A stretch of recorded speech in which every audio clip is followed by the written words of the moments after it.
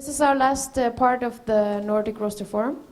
This is where we dig a bit deeper into the coffee and into the way of Nordic roasting, if there is such a thing. To find out more about this, we ask 4 roasters to roast the same coffee. It's a Kapsokisio, sponsored by Dorman's Coffee. In a while, the 4 roast masters will explain their philosophy, and after that we will cup the coffees. You will all have a sample of each coffee to take home and cup together with your colleagues. They are over by the door. You can take them when you leave. There will hopefully be some bags you can put them in as well. But we need to prepare you a little bit to, I know you know how to cup, but we have some things that we want you to know before we start actually cupping. First, a short presentation about Cropster, which has been a big part of this roasting philosophy. You will need this info later today, so I will actually give the word to Andreas Edel from Cropster. Give him a big hand.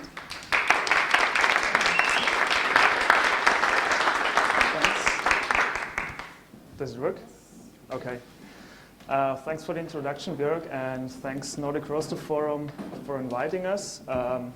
It was nice to work, and it was very interesting to see how the curves did arrive, the different profiles, what the roasters did, and I could see there is maybe not just one Nordic roaster style, but maybe at least 2.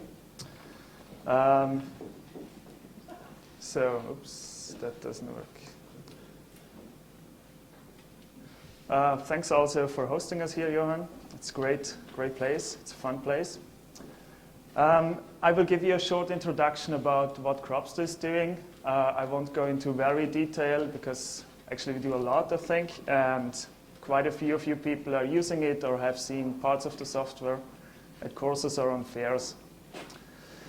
So what we provide is coffee for specialty roasters and people in specialty coffee. We have 2 products at the moment. The one is for Origin. There we provide a software solution so you can manage coffee plantation, coffee production, also different processings you do on the farm, post-processing, and also to manage your inventory and compile that information to possible buyers. So you don't have to register it 1 million times and different from, for client A or for client B. The idea is to provide a management tool for the coffee production so they can understand how different processes and plantings do affect the quality, and that they can constantly work on these processes and improve. I just gave you one example I want to show you here. That's something what we recently did. That's a Hacienda Cropster. You can manage all the fields you have, and in kind of size, you can manage what varieties you plant, and we want to see how different field treatments do affect the quality, but also the quantity, and what did I invest in that specific field, so is it worth working on that field or not? It's something we allow them to log what pesticides do I use, when do I use it, what was the price for that stuff, how much work was it. It's also, you can see if you do organic fertilizer or artificial chemical fertilizer and link it again to the quantity and quality I received. The idea is to understand it better what actually happens on the field here. Same functionality we have for processings. Okay, then we go back again. The second product, and that's the one we look into deeper today, that's the roast and trade part. Originally, we worked with the farmers in Colombia. That was 8 years ago in the project SIAT. The idea was how can we bring a lot of smallholder farmers into the specialty market. And we worked together with different associations. We worked with traders. In Colombia, that was Virmax and FNC. And we worked with roasters in the US, mainly like Intelligentsia. That was the beginning that we thought we need some database behind to really control quality and to work consistently. And so the first thing after that research project was we thought it's not a good place to keep all that stuff what we've learned in that project in a doctor thesis. It's not really valuable to the people. So we decided to, from these prototypes we developed and theories, to develop a product. And the initial idea was not to do a roast logging software. The additional idea was that we can link from the field to the roast machine in the end, to capture the information, to have it fully traceable, and to understand what happens all along the chain, and also to help exchange the information. What we've seen, farmers want to know what the roasters do with the coffee, what kind of profile they like. Also, the roasters, they want to know the variety, processing times, harvest dates, altitudes of the farms, so there are different levels in that. And we want to help to exchange that information to make it quite efficient to do. So our software, in the end, has the goal to help you, to assist you and make your operations more efficient. It's a clean database. It provides traceability for everything you do in the coffee. And in the end, we want to link information and create new insights and new things which you can hardly do if you log it by hand. The roast product consists of a roast logger. That's this small device here. Can you see it? To this device, we can connect up to 4 temperature probes. You can apply them to your roast machine in different parts, like capturing bean temperature, exhaust temperature, also burning chamber and stuff like that. We can show these curves live on a computer while you roast and give you a feeling and information what's going on in the machine. All this information we collect, and you can select from your curves and define profiles and reference curves, which you can later on re-roast. By doing this, we want to achieve that you can become more consistent in what you do. This all integrates with lab and warehouse functionality in the same software, and it takes all these values like quality, warehousing, traceability, processing into new reports and give you feedback. So this is the overview of what can happen in the application for a roaster. At the beginning, there is coffee sampling and lot bill functionality. So if you do direct trade or work with suppliers, you can register your samples, you can register the qualities, you can group this together, have it always clean, and you can print out feedback to the farmers and have it everything in the same place. This part can also be directly connected to your supplier. Let's say if Felipe is using that, where is Felipe, by the way? Gone. Okay, Felipe would use that. He could share information with his buyers in this region. So you would receive the sample, the origin information online. You can copy it, and you can share the feedback back to him inline.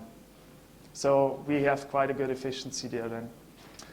Next is the green coffee inventory. There we have your coffee lots. The next step is roasting. You log different temperatures, color meter, you log the end weight, so it gives you the actual weight loss. And by roasting and integration, it will automatically adjust the weight. So when you roast a 15 kilo batch, it will subtract 15 kilo from your warehouse and you're accurate. After roasting, you can cup the results. You can compare the curves, you can zoom in, and you can, from these curves, then select the reference, which you then later use again when you roast.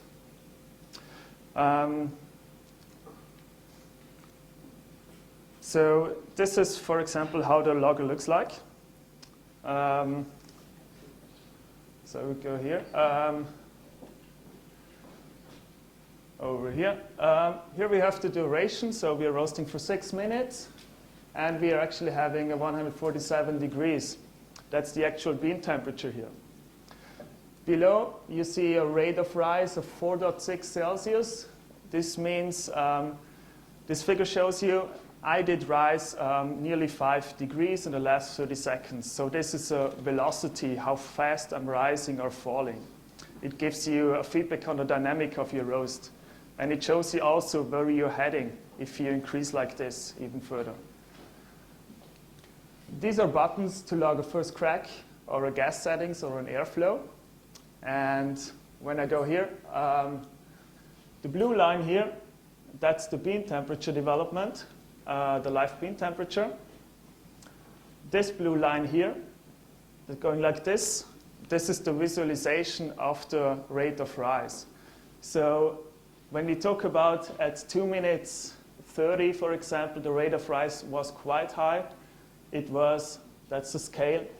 At that moment, we did rise 11 degrees in half a minute, so we were rising really steep and really fast.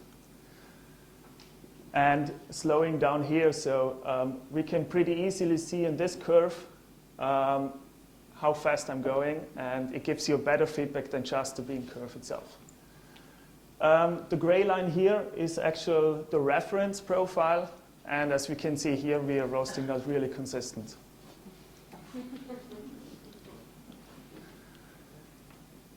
So this is the next step. I did several roasts, and I want to see if I'm consistent, or I want to highlight differences what I did. Again, we have the bean curves here. These are 3 different batches. They are quite consistent. You see, for example, an airflow locked here. The other bubbles here are supposedly first cracks. Below here, we have another, the rate of rise line to see how consistent I was. What I can see here is something more. For example, we take the red line. It's nearly straight in the bean curve, but we have small waves and small bumps in it, and we can see that pretty strong here, that we did not rise as consistent as the yellow line, for example. And a few roasters believe, some really don't, that if you have these bumps around the first crack, that it can affect your quality in the end pretty strong. One thing also here is, let's say you roast and you do the cupping after, you cup the batches you produce, and you find out that this day the espresso didn't work out.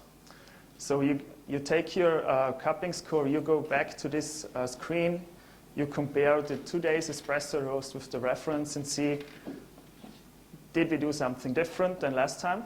So you understand, was it by the processing? If it was not something different, you better check on the green coffee then what happened with these things. So, but it's not like finding needles in haystacks, it's more controlled. As I said, cupping is in. We use the cupping on different spots in the application. You can cup your green coffee as an inventory control thing. You can cup coffee sample as a sourcing evaluation tool, and you can cup roasting. You can cup roasting the batches you did, so as a post control. We will use this information for different things. We will show you in the background. We'll show you correlations, although that's 2 less results, between acidity and uniformity, for example. We do the spiders. We can print out PDFs you can send to your suppliers as a feedback, and so on. Okay. So, yeah, one last thing. That's the end then.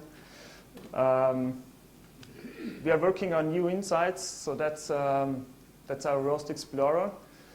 That's something we play with. So, oh, it's German.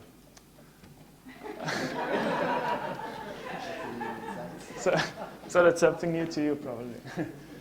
Okay, so what we did, this is about 300 roasts. And we did analyze these roasts by duration, weight loss, charge temperature, end temperature, turning point, area under curve, Actron, no results, and the cupping score. So what the idea is to connect the roast parameters on the cup. That's the thing behind that. And what I cannot show you here in that offline, in the application you can use this and you can mark a specific quality range here, and it will filter your live what settings did lead to that cupping score. You can filter also some range on the charge and end temperature at the same time and see how that did affect the cupping score in the end. So you can come from different angles and browse the same information. And this is kind of things we want to bring in, connect information and give you the new insights on top of that. So that was the brief walkthrough. We come now to the roast, comparative roasting. Andreas will be back, but do we have any questions for him? Just a couple, one, two? Yes? Yes. Georgia, just a second. Curiosity about, we have been talking about varieties for 2 days. Yeah. What about roasting? Because I would expect different variety have different roasting requirements. Do you have any experience about that? No, I wouldn't. We could. What we don't do, we run this application, but we don't own the information in it. So I'm not the information owner. It's you as a client or people who use that. So I'm basically not allowed to use that, and I won't do that. If one client comes to me and does a couple of roasts on that, we could do an analysis on that and do recommendations. One more question? Okay. Give him a big hand. He'll be back.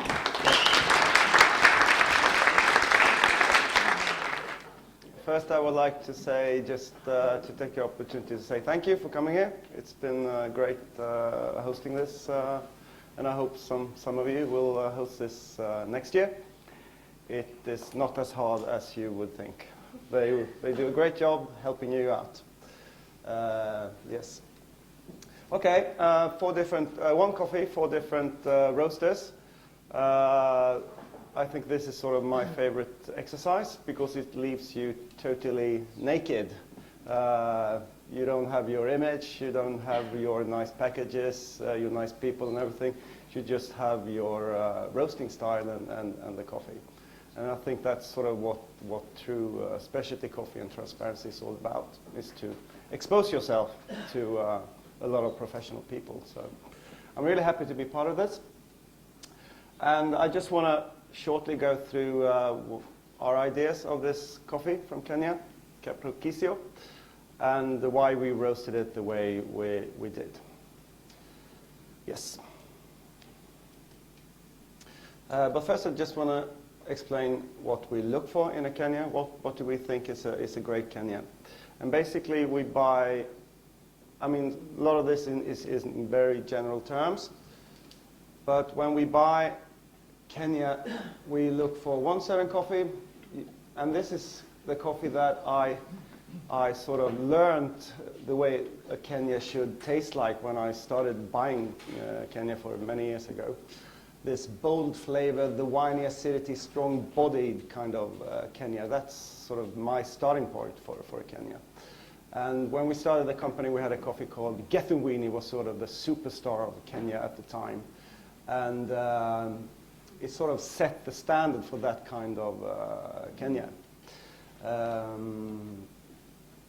Yes, and I guess you can call it sort of the classic black currant style Kenya. But nowadays, especially at our company anyway, we look for more delicate kind of attributes in a coffee, in the Kenya coffee. And at least we find it in more of the Nigerian kind of co-op coffees. The Karagoto and the Tigo was perfect, beautiful examples of this on the cupping table. More juicy, citric, floral in the aroma, sort of a coffee lemonade, I think, when they're really nice. And the Kapsokisio was definitely is definitely more towards a second kind of Kenya. It's when we brought it in, we sample roasted it, and this is basically what we thought of it. It was well balanced. It had a clean tangerine acidity. It had a medium body. It has some tea notes apparent in the aroma. It's definitely floral, and we thought it reminding us of a sort of a Sidamo kind of character. When we decided how to roast it, there was a few new things. We have a 5 kilo probat in our shop, which we have used very little, so we thought let's try that out. We had a totally new software system, which we never used before, the Kropstab. That was also really exciting. We have a set airflow on the probat. We don't play around with the airflow at all. We sort of have one set, and then we go for that, which is sort of pretty high airflow in the machine. And we do 5 kilo batches because it's a 5 kilo roaster. And of course, then we did the cupping, and then just in order to evaluate the different roasts we did of it, we just did a very, very simple exercise. So we picked acidity, sweetness, and the mouthfeel, the quality of these, and just score them 1 to 10, just to make it very simple for the presentation. And our goal was to find the spot in the coffee where these 3 parameters sort of unite the best. I mean, if I were to roast a coffee for my own personal use, I'd probably highlight the acidity and not maybe go for balance, but in this case we just wanted to find the best balance in it.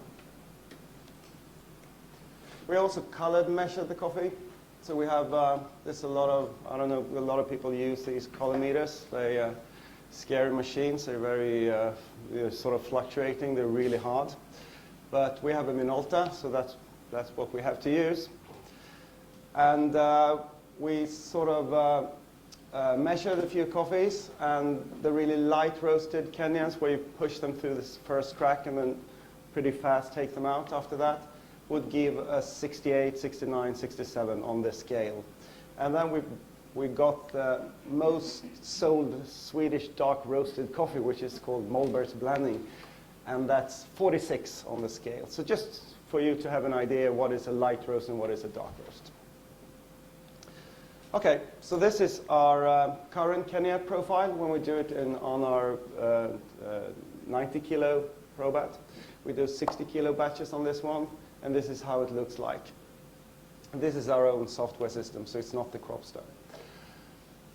We push it to, we do this first crack at 7:30. We take it out around 10 minutes, a little bit more, and it's 211 Celsius degrees, which will give us a color of 65, 66 on the scale.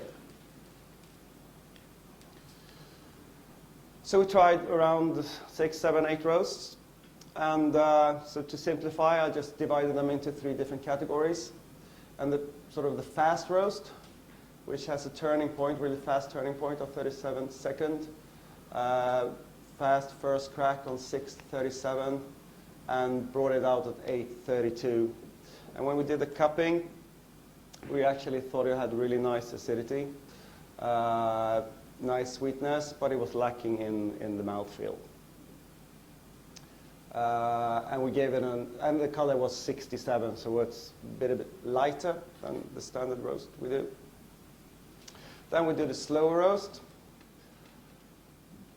which took us to the first crack at 9:35 and finished at 11:25, at the same sort of degrees as the fast roast, but we got a little darker on the color scale because of the long roast. And it was definitely lacking both in acidity and sweetness, but had a mouthfeel that was good if you're into heavy mouthfeels. And in the end, with the final roast, it actually turned out that it was very similar to what we roast the Kenya in usually. We call ourselves slow roaster when it comes to Kenya. We're sort of fast roasters. It's probably the coffee we roast the fastest in all our assortment. So we had a first crack at 7:21 and also a finish at 2:11, around 2 minutes later. And it had an acidity of 8, we thought, and sweetness of 8, and also a mouthfeel of 8. So we chose this one just because it had a sort of, we thought it had a good balance of the 3. And on the color scale, it had 66.5.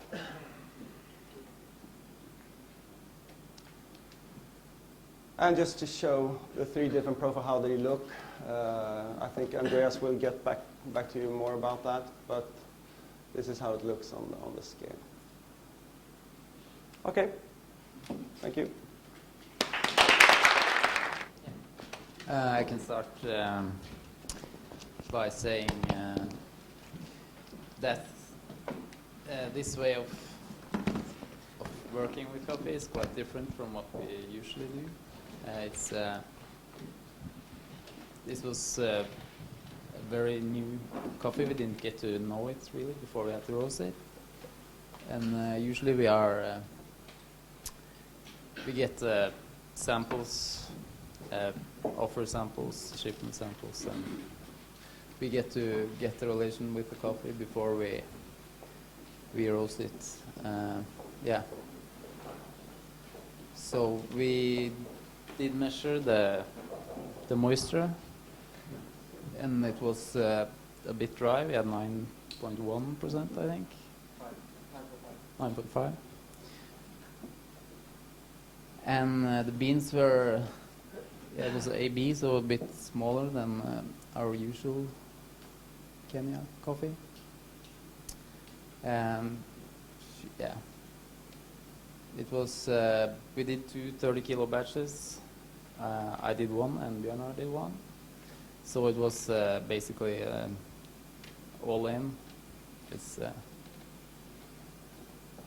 so the philosophy behind this profile, which is quite different from the one we had from Johan Nyström,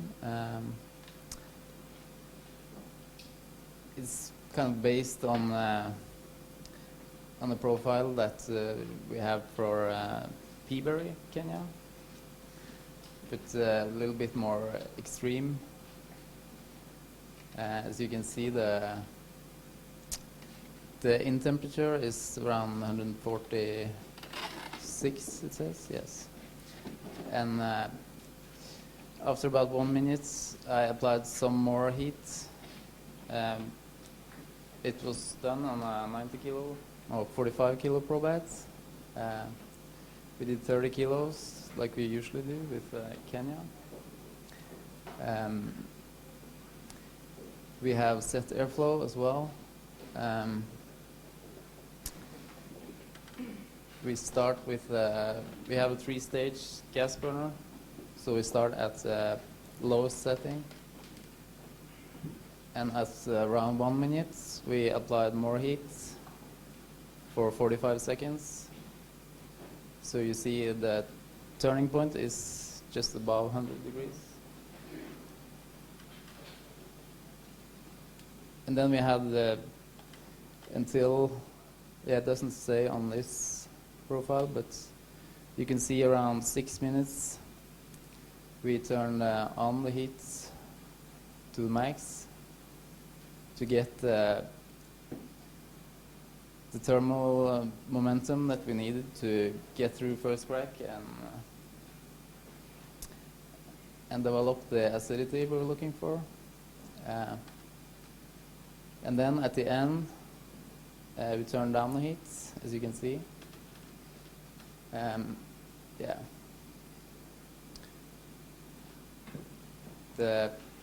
If I were to do it again, I would probably choose an even lower in temperature and let it drop to a few degrees more.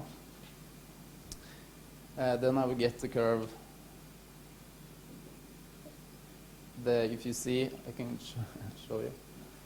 Then the curve would be a little more to the left. So first crack would be a bit later, and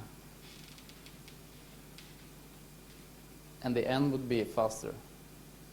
So that would bring out even more acidity, I think. But yeah, this is what we got in the end. The end result, I think, was clean. There were some bright acidity, but not 100% satisfied with development of the coffee. I think there's more. But what we got was clean and pretty balanced. I think the potential is a little better. But as I said, we had one shot. We did a sample roast before, but yeah, we couldn't really work with the profile, so we had to do as best as we could. And this profile is probably very different from what the others have, so I think it will be interesting to taste them. I'm not sure that this is a good representation of Kaffa's roasting style overall. But as I said, it's based on a profile that we have for peaberry. So it's not totally crazy. It's I guess Andreas is gonna put all the profiles on top of each other, and then we'll really see the difference. I think also it's worth to mention that the thermocouples in the oven that we have is quite different from many other roasters, especially the smart roast. They are a bit slower to react, so it's kind of hard to compare profiles on different roasters, I think. But yeah, I'm looking forward to it.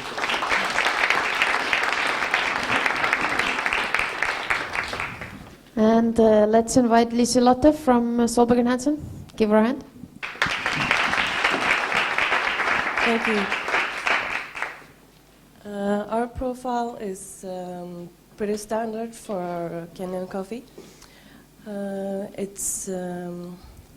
We have a standard that we drop our coffee into a drum at 200 degrees. We use a smart roast, 35 kilo roaster. And I took 2 test roasts at 10 kilos each, very different styles. One that is the complete opposite of this one, just to be educational for myself. And this is the 4th roast. We did 2 10 kilos and 1 20 kilos before this one. And this is the result. It's full on at the beginning, then we slow it off after about 7 minutes, and then we put it 20% down, just to get a lot of complexity, acidity, but also the sweetness. So, yeah, I hope to get all of those flavors out in our coffee, because that's what I like about Kenyan coffee. Yeah, and as I said, it's a very standard Kenyan style for us. So, yeah, thank you.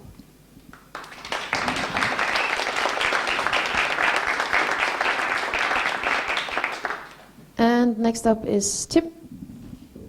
Give him a hand.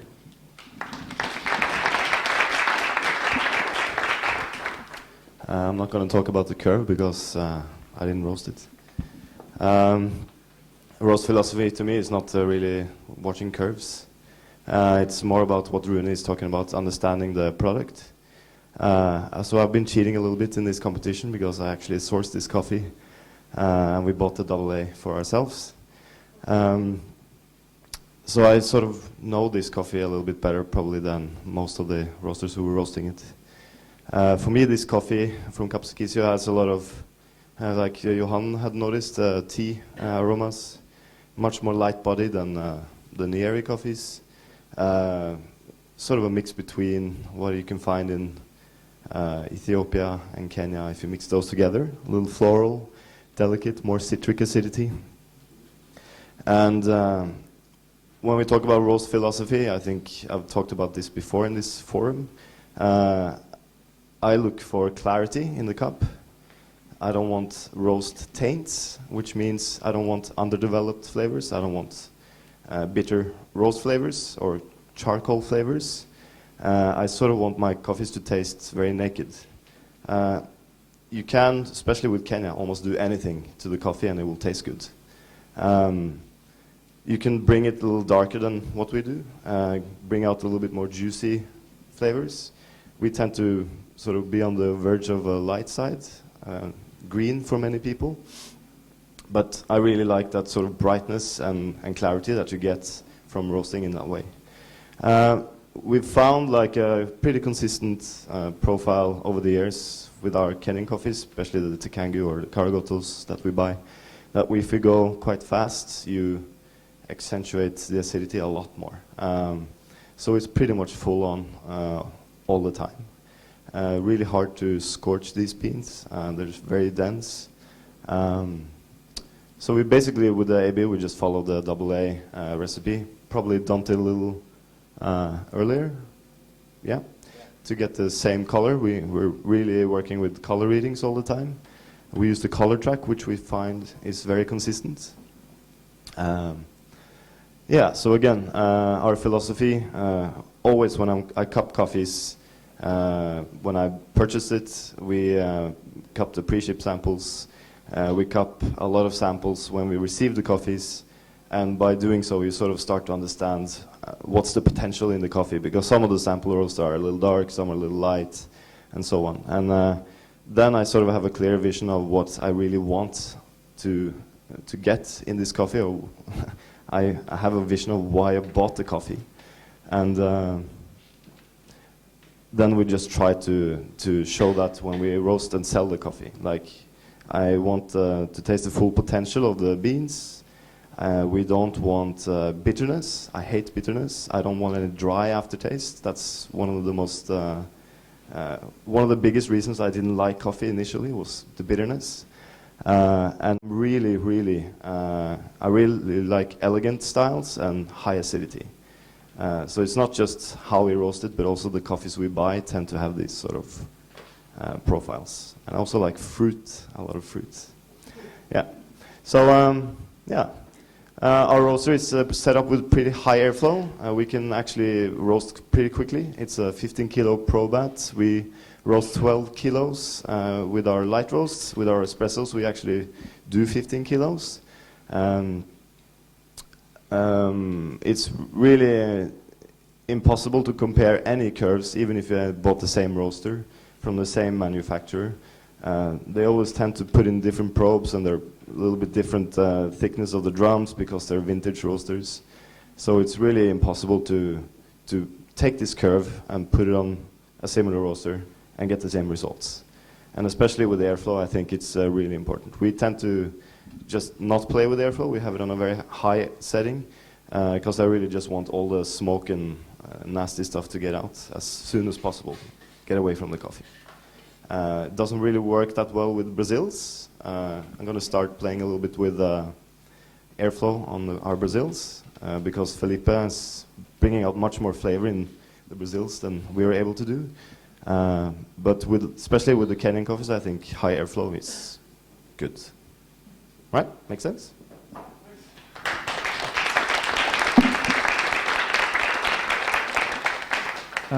There is one last thing I want to add to that, because we're gonna see the comparison of the curves, and as Tim said, and also Runa, different probes give a different result, and I just want to give you an example what happens between different probes, so you see that. And this is actually a good one. What we did, we boiled water in one pan, and we put ice water in the next bowl. Then we took two probes. The first one is a K-type, and the second is an RTD. The RTD is a little more accurate in general, but the point here is the blue line is the RTD. It was 6 millimeter thick, and the RTD, the K-type, is about 2 millimeters. So that's just the mass of the probe, and that makes a difference. When we fall here, that's 100 degrees. So they're a little not accurate here, but the blue curve, that's the RTD, the thick probe, takes nearly, it's about 40 seconds to make that not nearly 100-degree drop. So if you drop your coffee in a coffee machine, you have about a 100-degree drop sometimes, or kind of, and a thick probe will never come to the turning point as a thinner one will do. It will never reach that point because you're heating up again. So if you compare the curves between different probes and machines, you cannot be that accurate and say, okay, turning point is really comparable or not. Just to give that information in advance when you see the comparing stuff, that it's not 100% like that.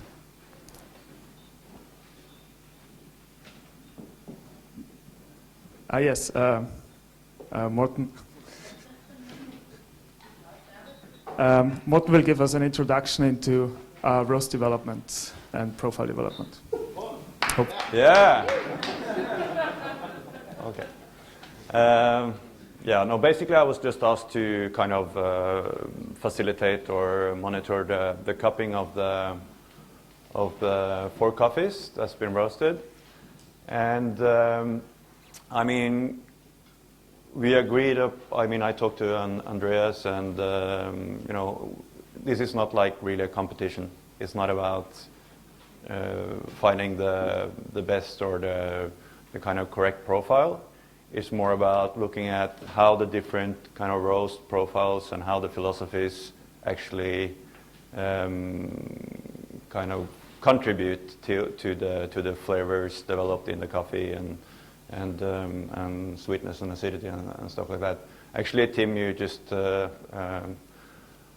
kind of mentioned a lot of the things that I was supposed to take up as important, but I think most roasters and all of us agree upon a lot of things, and you know, it's about taking out the potential of the coffee, the green coffee, and as an answer to the question if kind of varietals and stuff have impact, it for sure have. I mean, like high density beans and low density beans, and everybody knows that pacamaras and geishas, for instance, can be very hard to deal with, and they need a totally different approach than maybe you know, a high ground bourbon or whatever. So definitely varietals have impact. Process have a lot of impact. For sure, quality of the greens itself. I mean, in general, I would say, like, if you deal with really low quality greens, maybe you will try to you know, cover up some stuff in the roast. And if you're dealing with great coffees, you want to just take out whatever is there. But in general, I would say, like, taking out the potential of the beans and get the flavors out to preserve maximum sweetness is always important. Minimum of bitterness, like Tim said, and no kind of astringency and cardboard finish and whatever you can get there. Acidity is super important, especially, I mean, talking about the positive acidity, the carboxylic acidity, the kind of fruity acidity, not, of course, the astringency developed by chlorogenic acids and stuff like that. We all want, or I want, the cup to be as transparent as possible. Of course, no roast flavors. So,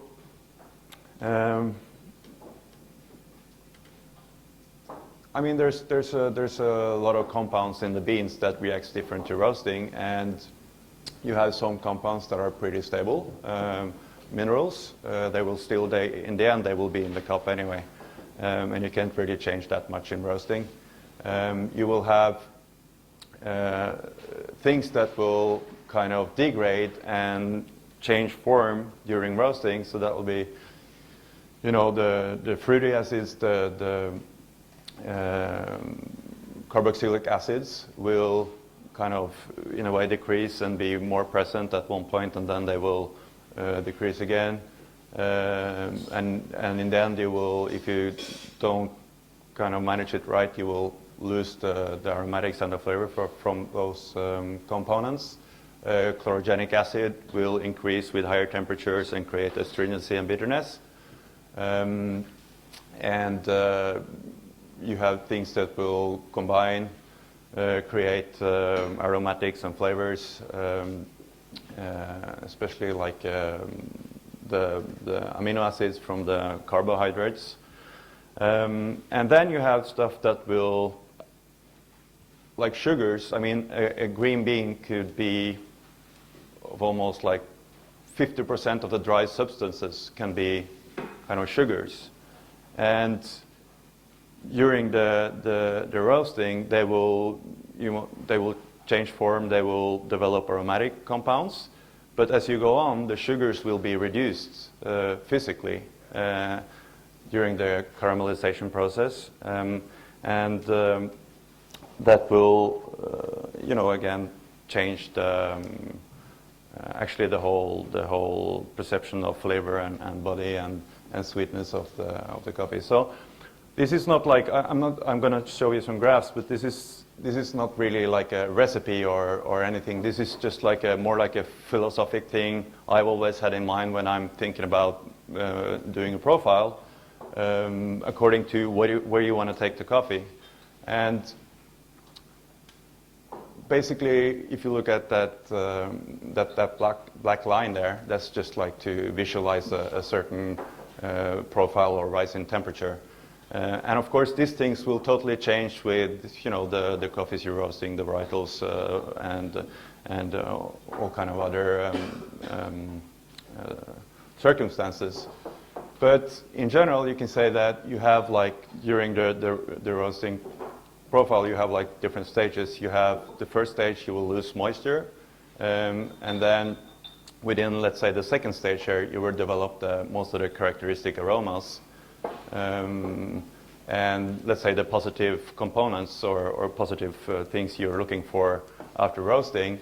And then at one point, most of the sugars will be reduced to carbon, and it will start to taste and smell burnt, which you don't want. So it's about, I mean, it's kind of a way of thinking where you're trying to just like take out the maximum of the different things that are appearing during the roasting. So first thing is acidity. It will rise to a certain point, and then, I mean, talking about the carboxylic and the positive things, they will increase or be more apparent until a certain point when they will drop. I mean, I'm referring to cup profiles now as well, and how they will appear in the cup after roasting. And then you have flavor and sweetness that will develop as well, maybe on a kind of in a slightly different pattern, and will increase kind of positively to a certain point and then decrease, but maybe at another stage than the acidity. And then you have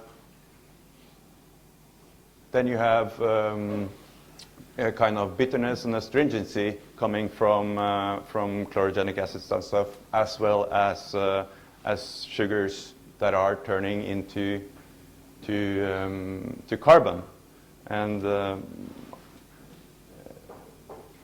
I know there's a lot of people talking about caramelization taking out the sweetness of the coffee, but for me that's not really true, because caramelization does actually reduces the amount of sugar in the coffee, talking about the sugars that are there in the first place.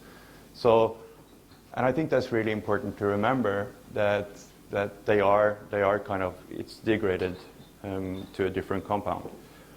And then in the end, you have the body, the kind of purple line there. The body as well will kind of, body is to me, it's kind of a mix of how the sweetness is developed and how flavors and acidity is developed, and kind of the structure of the coffee.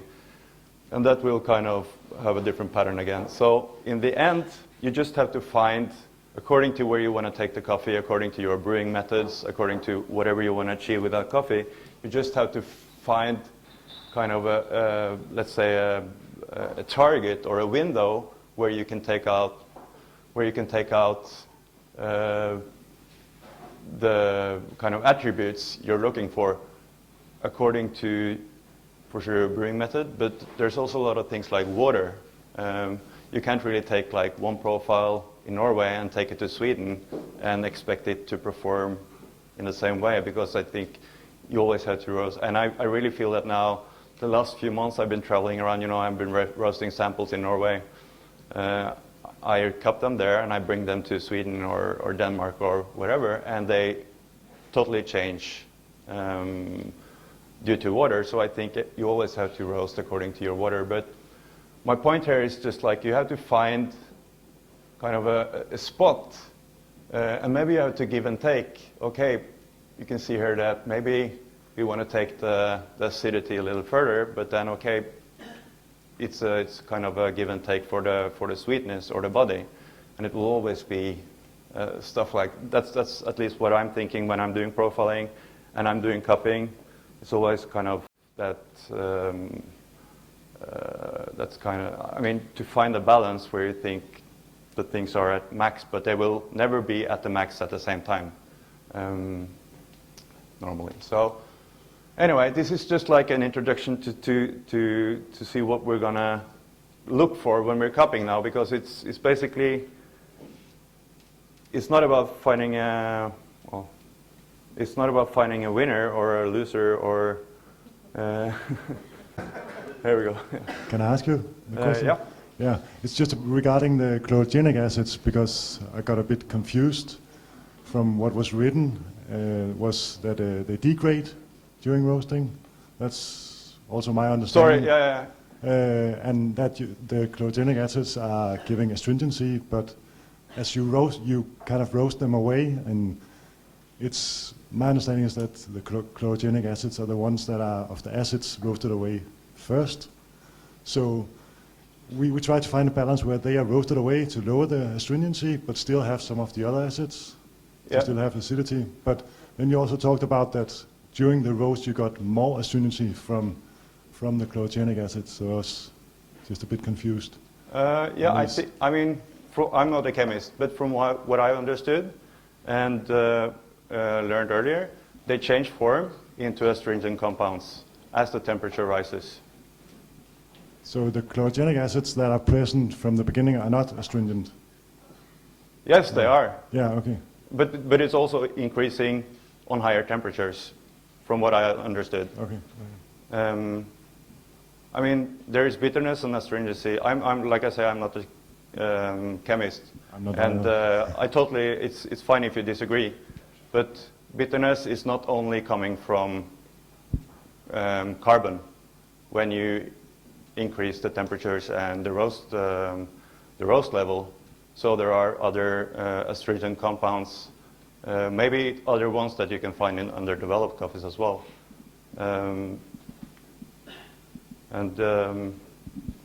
What I used as a kind of background for this is different material I had from people like Paul Songer, for instance, and at least this is what I learned, and this is also what I kind of find when I'm roasting to a certain level. But yeah, what do you think the astringency kind of comes from? No, I'm asking. I mean, I don't have all the answers. Like I said, this was more like a philosophic point of view towards roasting, so not a very but it's scientific. It's interesting. I'm not a scientist also in that point at least. But I just, what I've learned is that the chlorogenic acids is one of the astringent, one of the acids that are giving astringency to the cup. Yeah. And that it'll be degraded, as you also had on your slide, quite early in the roast, where some of the more positive acids will stay longer during the roast. And so, yeah, it's kind of a balance to get these the chlorogenic acids roasted away to lower the astringency. That's how I understood it, but I don't know. I think we're. I'm not sure. I don't have the answer, but I think we have. Maybe we are talking about two different things. I mean, some of the astringency in underdeveloped coffees might be chlorogenic acids, but I think that they're also, in my opinion, kind of they're more present because you haven't developed a lot of the other attributes. So they will be there first, but then you need the other stuff to back it up later. But I think there are also, there are varietals or stuff where you have a lot of astringency. Even if you roast it like under or over, you will have more chlorogenic or whatever the compounds are that are creating astringency. And as well as for, let's say, for an unripe bean.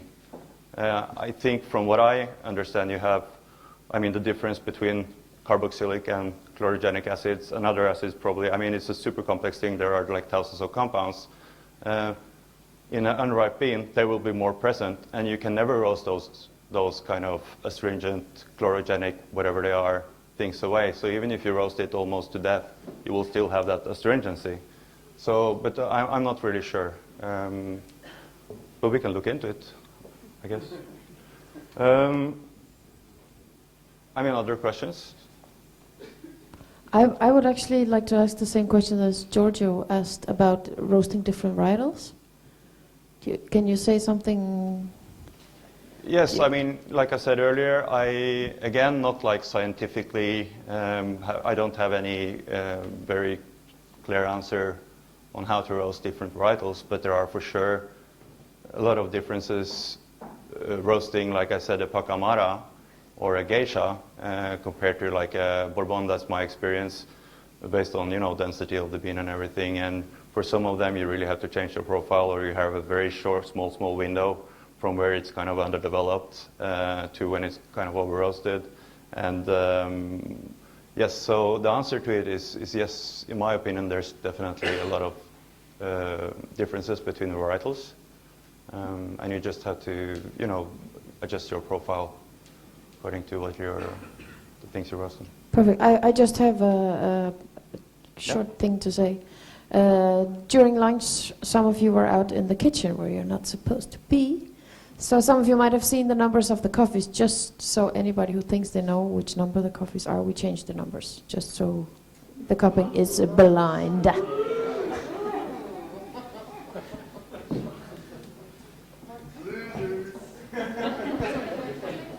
Yeah. So basically,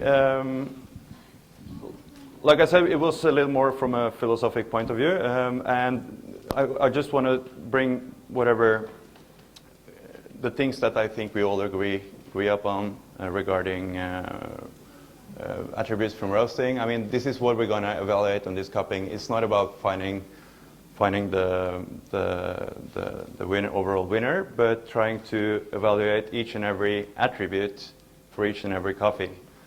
So we just like made a very simple form where you're scoring all these attributes for each and every coffee on a scale from 1 to 10.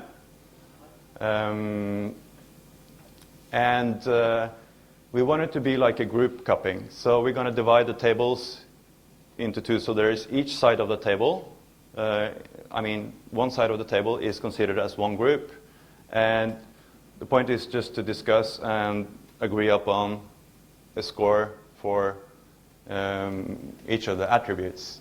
And the point is basically to have the discussion, and maybe you can't totally agree upon like one score and then just like take the average of the group, whatever. But it's also trying to create some discussions around the different attributes.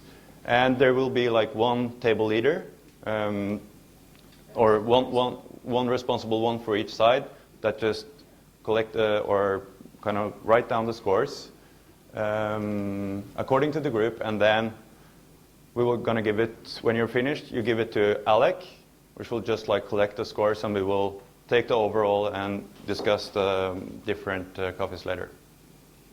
Yes? So coffee table leaders will find another leader on the other side of the table. Is that about the scoring?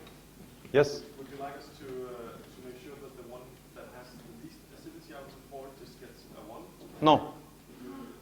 No, like I said, it's kind of scoring the quality and not the quantity.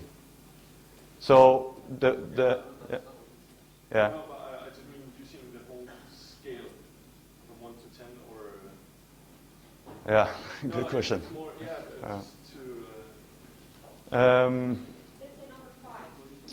let's say number 5 I mean number 5 is average. But yeah, I haven't really thought this through, I guess. Yeah. Good question. No, I mean, I mean, let's say. I mean, I don't expect any of these coffees or these things to be like really terrible anyway. I think we're all on a pretty good level. So let's say to be fair, let's say 3 is kind of on the lower end, around 5 is kind of on the kind of middle, and 8 is kind of is great, and then extraordinary will be 10. But you know, so you can use the scale, yeah. So basically, we just took the average score when we collected all the datas, and then we took the range of the score, meaning the highest and the lowest for each category on each coffee. So it's pretty interesting to see. You know, there is.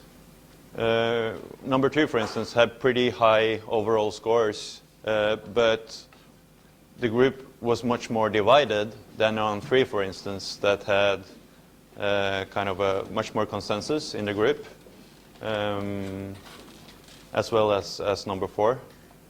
And I just think, I mean, would just like to have a short discussion before we actually reveal the different coffees.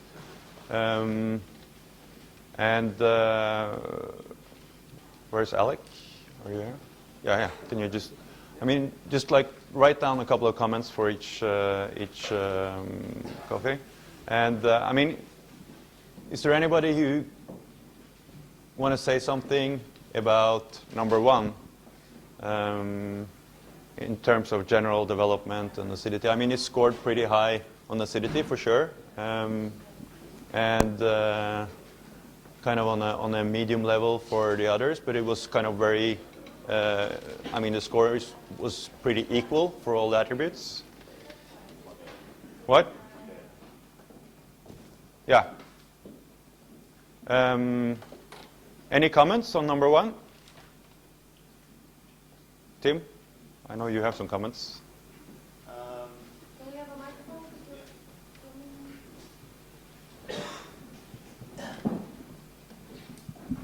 Yeah, I like the style of number 1. It's very bright and floral, which is what I think the sort of, in my opinion, is the best attributes of this coffee. Had a slight astringent finish on my table, but we also had a cup on our table that was sweeter in the finish. But I think sort of the brightness and the sort of light body and very floral style, it's my comment on it. Anyone else from a different table? Felipe?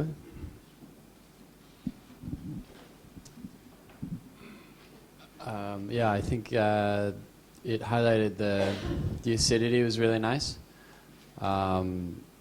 The body was transparent. I think they developed the nice notes out of the coffee. Our issue, or at least my issue on our table, was the finish was a little bit little dry and a little bit a little bit bitter. Good. Anybody else? Anything more? I mean, we had some positive things. Any other kind of negative things with this coffee? Wim? Yeah.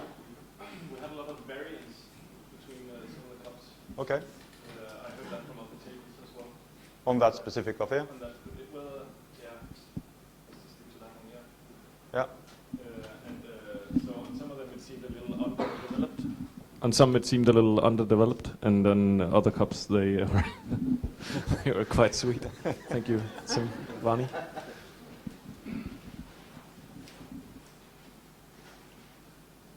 Good. Number 2. In general, pretty high high scores for all attributes. Any comments on that one?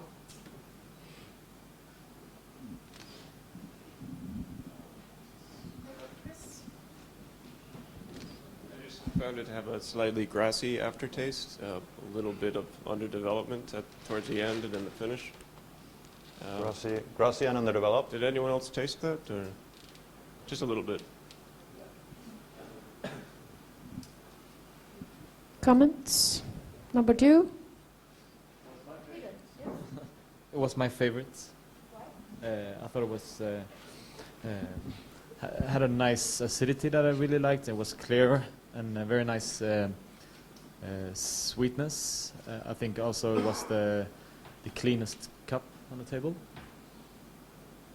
Yeah, I liked it. Write down Charles' favorite. Yeah. Well, to me, this coffee was very much defined by its acidity. Yeah. It was probably the one that was most defined by its acidity. And we had a little discussion on our table how much to give the score, because I definitely think it has the highest acidity, but it was more subjectively how much we liked that acidity. Yeah, but definitely very well defined by the acidity. Good. What about the other attributes like sweetness and mouthfeel, body? Yeah. Well, for our table was one of the highest score, and I think it's the coffee with the best, more round profile, where really balanced between acidity and sweetness. It's really sharp acidity, but really sweet at the same time. And the body was totally complementing both attributes. I think it's the most clean coffee in our table too. Yeah. Thanks. Well, for me, I think number 2 stood out with the body. Well, the body didn't actually weigh that much. It was light in that sense, but the mouthfeel, the feeling of the body was, to me, the best cup on the table. Very smooth. Very structure. Kind of. Yep. Anybody else? No? Number 3. Seems like probably have the highest kind of average score for all the categories, I guess. Also very good consensus in the group. Any comments on that one?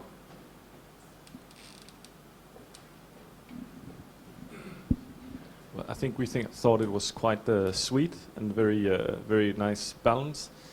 Very good or very well developed, but we thought maybe for this coffee it lacked a little bit of development of acidity and flavors. Mm. Timbani? Yeah, I tend to agree with Klaus. It was a little bit flat. And for a coffee like this, you want to sort of bring out the florals and the acidity, and it wasn't really there. The sweetness was there, I guess, but it was sort of flat and a little hollow. The structure was pretty nice, though, as well. Mm. It's sort of very mid-range of everything. Yeah. Yeah, I had sort of the same. I find it really sweet and smooth, but the flavor didn't come through or present as much as I think is possible. Yep. Anybody else? For that one? 4. Number 4. Scored a little on the kind of average on the lower end. It was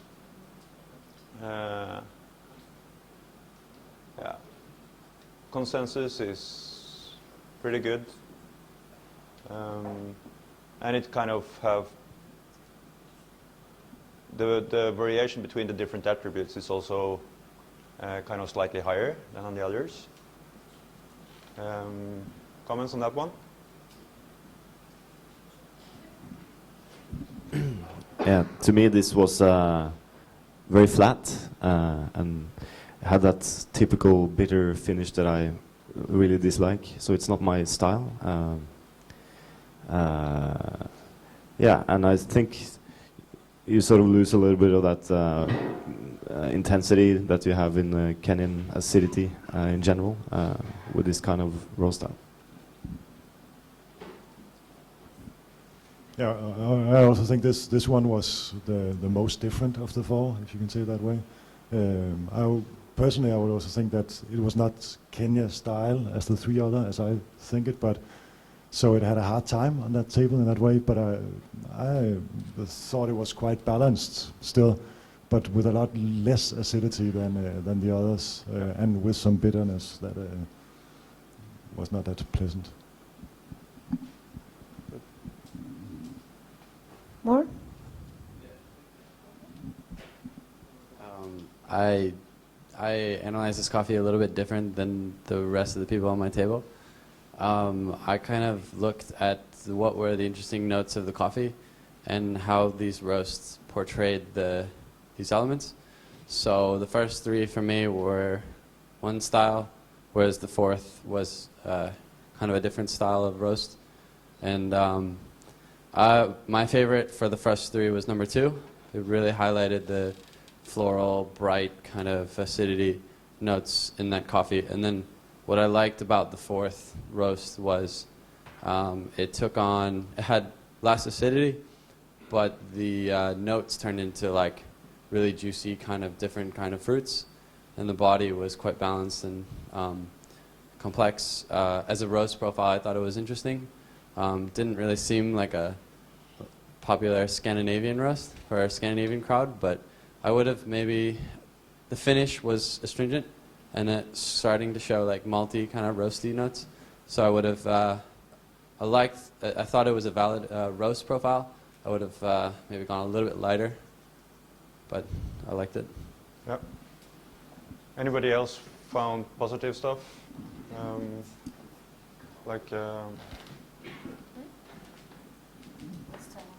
Yeah. Should we reveal?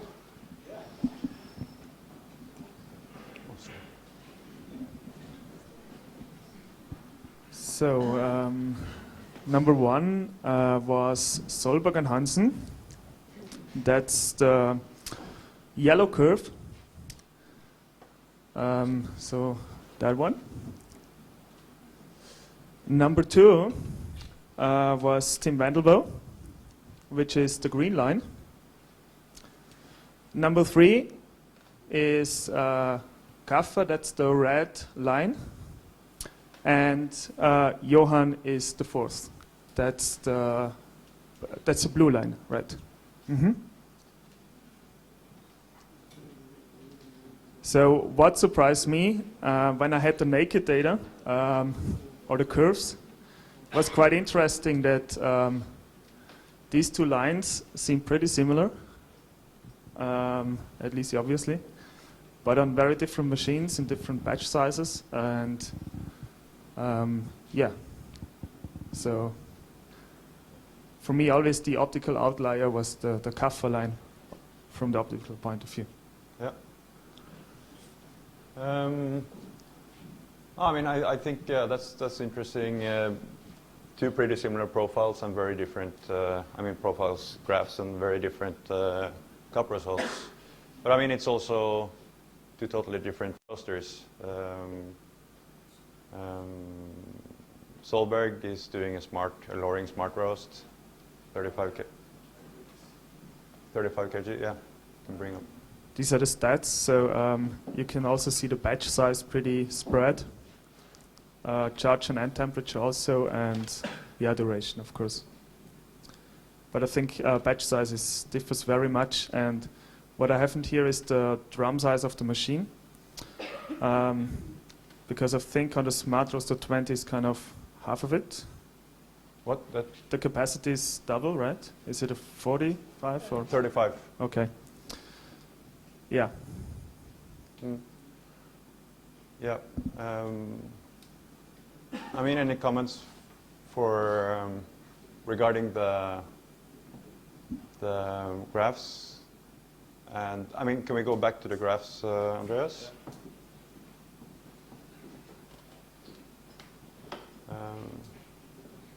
But This really tells us how, in my opinion, how difficult, profile roasting is. Like Tim said, you really have to just, it really depends on the roaster, and even if it was two similar roasters or two roasters manufactured at the same, from the same, yeah. I just wonder if you or Andreas or anyone else in the crowd could comment on that. The top roast curve, they're quite similar, but the rate of rise curve is quite different towards the end between Johan Nyström and Solberg Hansen.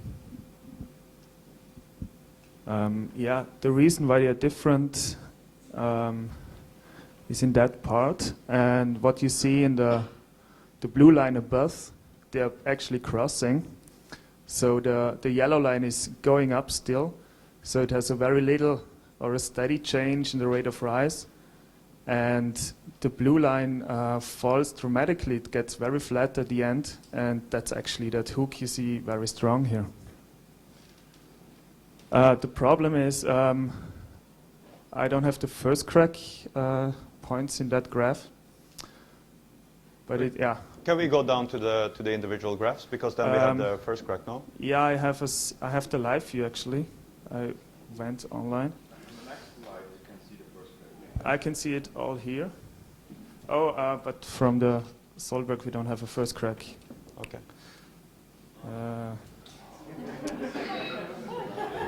We have in another one. It didn't actually crack, did it? No, it didn't.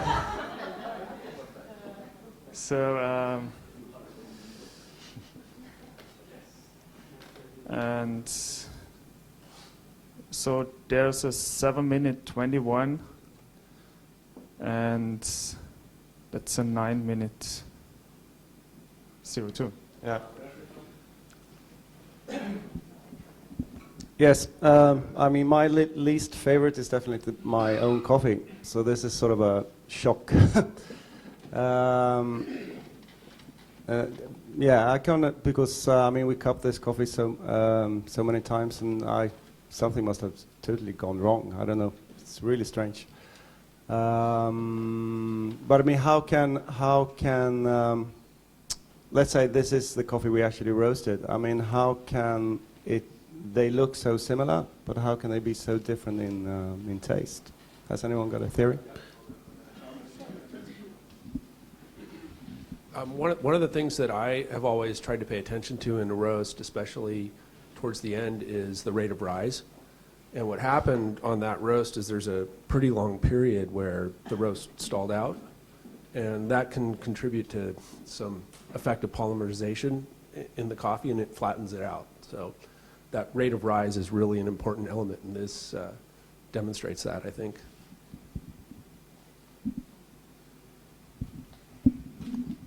My comment is on the cups, because at the point at which we were cupping the first cup, the temperatures were a little higher, and by the time we got to the fourth cup, definitely the temperature had gone down, and of course the profiles of the cups changes even with temperature, and this also may have played a part in maybe making people give the kind of scores that they give, especially when you look all through from cup number 1 to cup number 4. Yeah. I mean, Liz, where are you? I mean, regarding the crack and stuff, I mean, can you just tell us a little bit about, because you did that roast and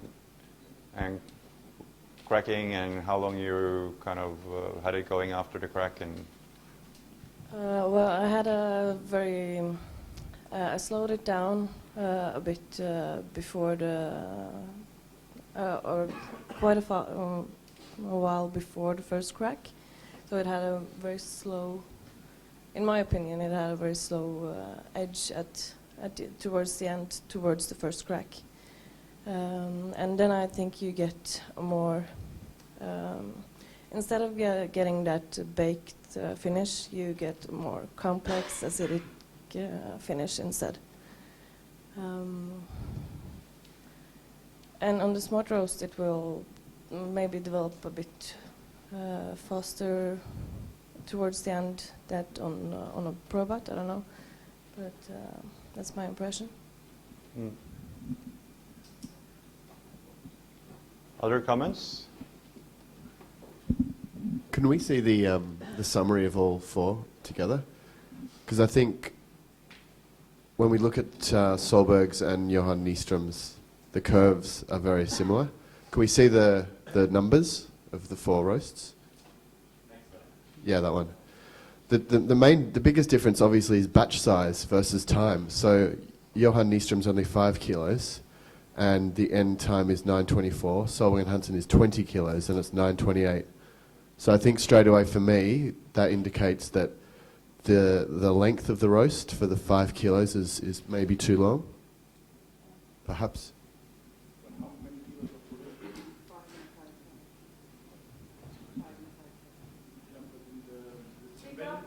In the Wendelboe, how many kilos you put in? 12 kilos? 12 kilos.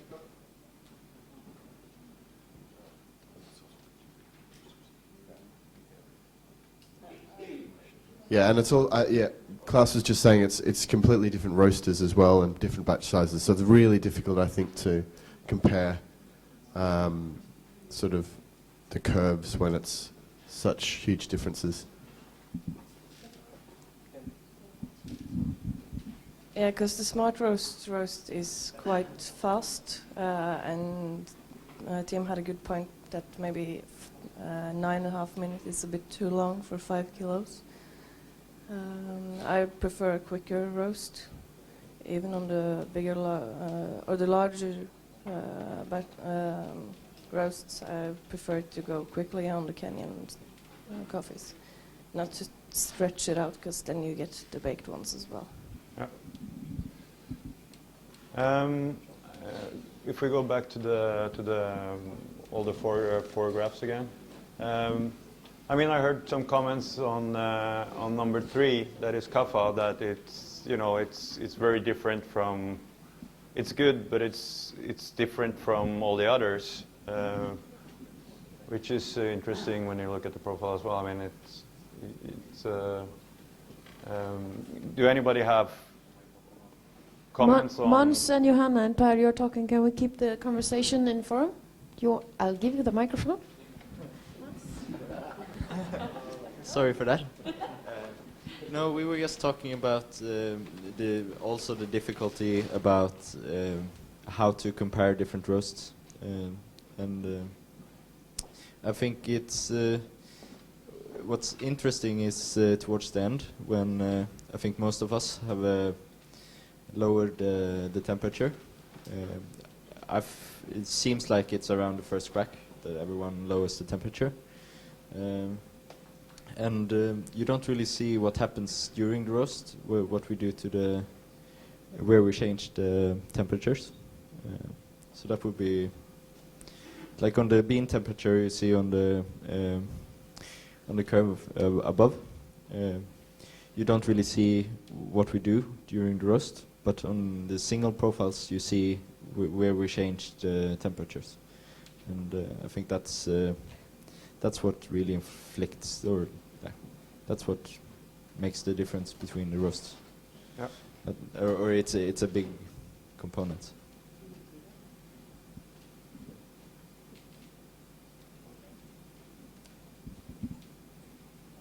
Other comments?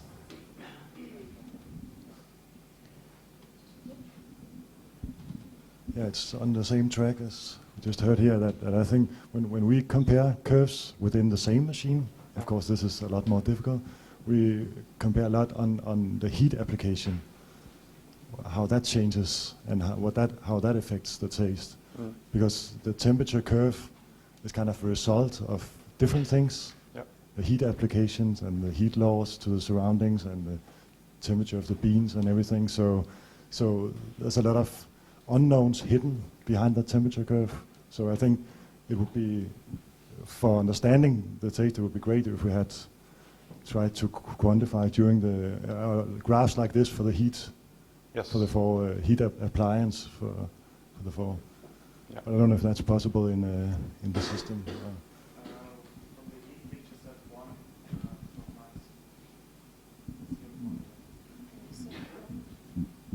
So regarding the exhaust temperature, right? Sorry?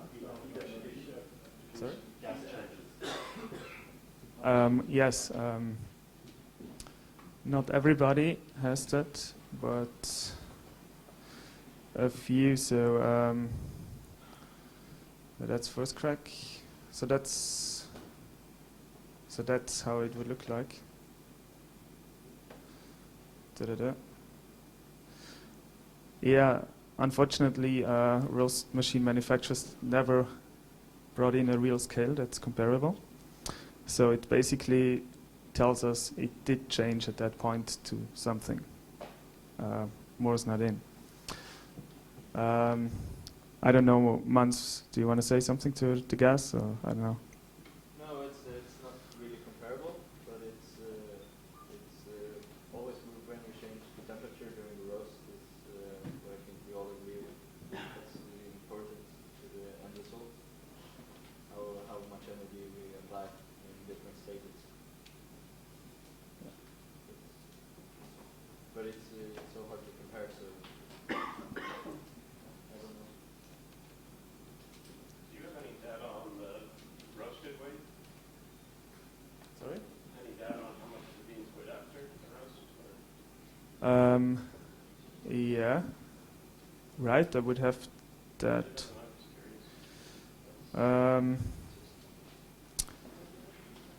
How to get it?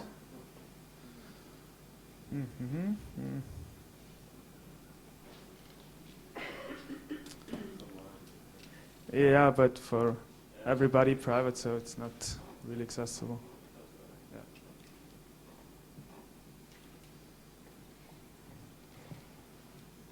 Yeah. I don't know. Are we? Should we continue the discussion or?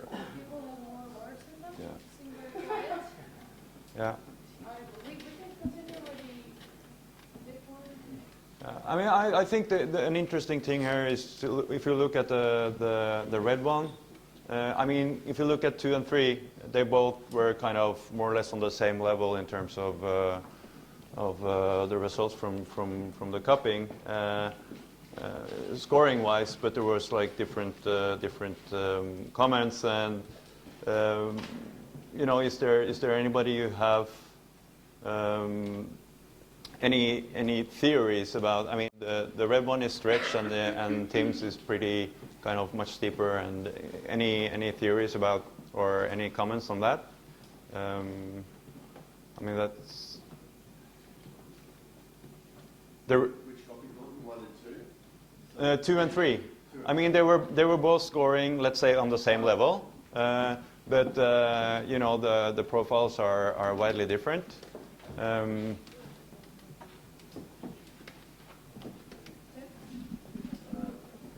Well, I theoretically, from my experience, with this profile, it's fairly quick with lots of energy in the beginning. So, like we've said, that's accentuating the acidity and the brightness and the florals. And if we were to do a similar curve to Kaffa's curve, where it's sort of a slower development, then theoretically for us, we'd have more of a sort of a flatter style of coffee with the top notes a bit dulled down and sort of more baked in style, I guess.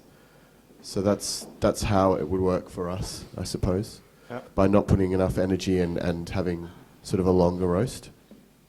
But I think I would assume that when Mons dropped this, it would have been towards the end of the first crack, Mons? Yeah, still cracking. Still cracking in the tray.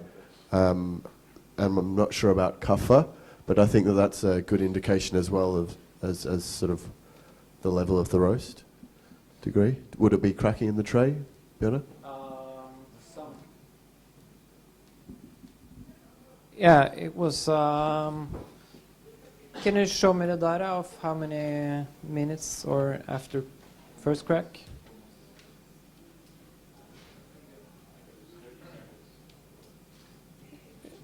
So that's almost a minute after first crack. But,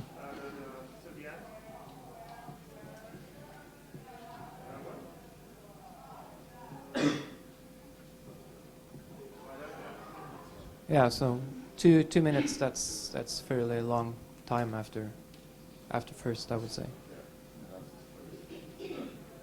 Yeah.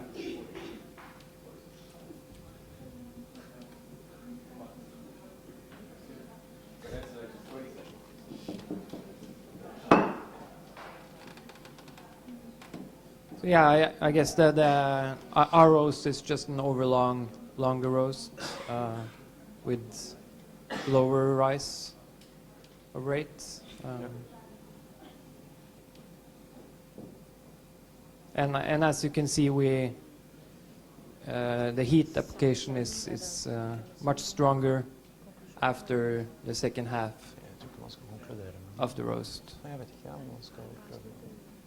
So that's the main difference.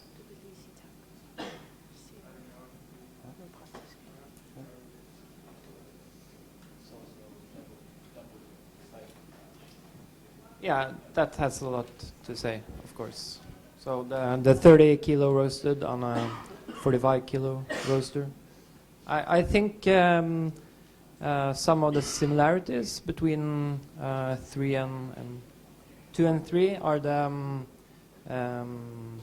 airflow, because as Tim said, he uses a lot of airflow, and as do we.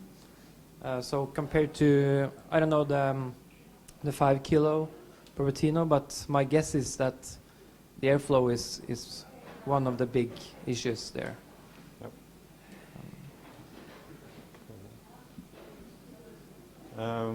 Yeah. Any other comments? Should we wrap it up, or? Yeah. I just like just one interesting question for you. Because you just went from Probat to a Smart Roast, and there's I mean, I've been talking. There's a lot of people that are talking about Smart Roast these days, and they've been asking me about, you know, just like going from Probat to Smart, and how it what it does with your coffees. Do you want to make a comment on that? Yeah, it's a difficult thing. When we had the first cuppings, we did some of the same coffees on our Probatona and on the Loring. I think generally, you can correct me if I'm wrong, we had the impression that we got a cleaner cup from the Loring, and we got some taints to the Probatone that we didn't experience before, but when we compared it to Loring, it was clear. I think what we have been developing later on is we find it easier to develop sweetness in the cups than we did on the Probatone. On the other hand, we still believe, or I still believe, that we can get better at developing acidity and the high floral tones in the way that you guys sometimes do on the old Probats.